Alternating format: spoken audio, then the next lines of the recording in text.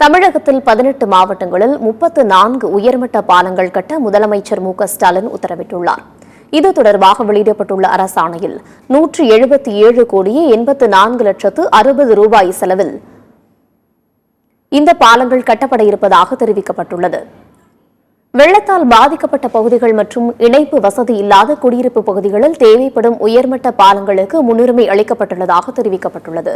18 மாவட்டங்களில் 1977.20 மீட்டர் நீளமுள்ள 34 உயர்மட்ட பாலங்கள் கட்டப்பட உள்ளதாகவும் தெரிவிக்கப்பட்டுள்ளது. கோவை காரமடை வட்டத்தில் ஏலருமல் பள்ளம் ஆற்றில் 2 கோடியே 83 லட்சம் ரூபாய் செலவில் ஒரு பாலம் கட்டப்பட உள்ளது.